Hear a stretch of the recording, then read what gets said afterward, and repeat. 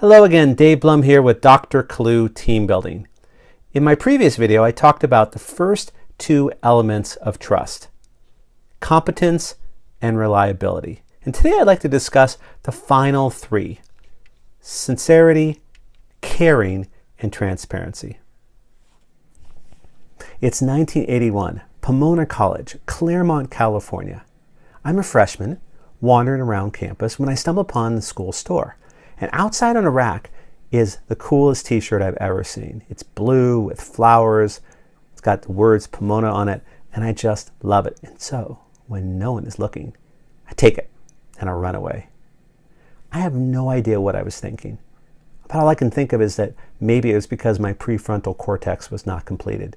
Because they say that it is actually not fully formed until you're 25. It's a lame excuse. I did something insincere, and I felt horribly guilty about it. Now, I didn't take the shirt back because I felt embarrassed too, and I thought I might get in trouble.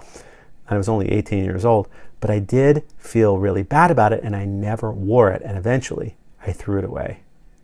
And I think back now that if anybody had seen me do this, could they have actually trusted me? Probably not, because I behaved in an insincere manner. And once you've done something insincere and you've been caught lying or doing something illegal, you lose trust almost forever. Sincerity means that you're honest and tell the truth as you believe it to be true. You say what you mean and mean what you say, and you're not just arguing for the sake of arguing because you've gone down that path. It means that you really believe something, you've taken it seriously, and you back it up. That's sincerity, and when you're fully you're congruous with your sincere self, you will be much more trusted. The second element of trust is caring. And this one is perhaps the most important of all, because even if you are not doing the other elements of trust, if you're caring, it kind of trumps them all. People will give you a little bit of slack. It's 1976, Taylor Junior High School, noontime, and I'm at the lunchroom, and I'm sitting with my friends Mark and Jim, who are kind of part of the cool kids. I finally made it at the cool kids table, and you know what that means. However, after a couple of minutes, girl, Betsy, comes in, and she's on crutches, and she's got a tray, and she's balancing her milk and her tater tots and everything else, when suddenly she slips. And I don't know what to do.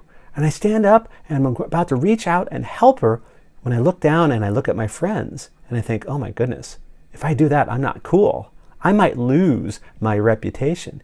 And so it's kind of like there's my good angel and my bad angel again, trying to tell me what to do. And so I think about it, and I'm sorry to say, I sit back down. I didn't help her. And somebody else helped her. But again, I was just so concerned with my reputation that I lost sight of my caring self. And I believe that anybody else who had been watching me, again, would have had a little bit less trust in me, because they're thinking, hey, if I fall down, he's not going to help me because he's not caring. Whew. Caring means that you look at things from other people's perspective. You walk in their shoes. You listen carefully. You care. As I said, it's the most important part of all the other trust factors. It's the one that trumps them all and will allow people to give you some slack, even if you're not sincere or competent or reliable. It's also very important for teams, and you need to extend it, not just from your team, but to larger team, because that's the way that you get collaboration and cooperation going. The final element of trust is transparency, otherwise known as vulnerability. And what that means is that you share what's going on with your feelings and emotions, because nobody trusts a poker player who keeps everything close to the vest, keeps their cards close to the vest. I've tried to be very transparent and vulnerable with you in this video. I could have given some stories that talked about what a wonderful performance I did and how I was such a saint, but I shared some stories with you about some times when I was less than perfect, my prefrontal cortex.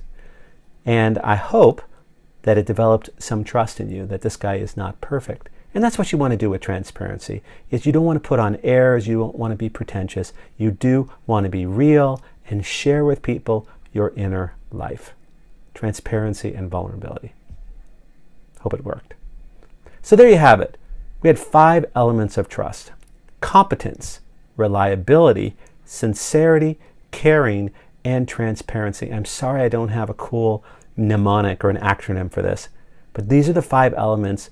And people talk all the time, oh, we just have to be trustworthy and then people will trust us. But I think you can break it down into these 5 elements. It's easy to remember and it really works. I recommend you give it a try. Until next time, Dave Blum from Dr. Clue Team Building.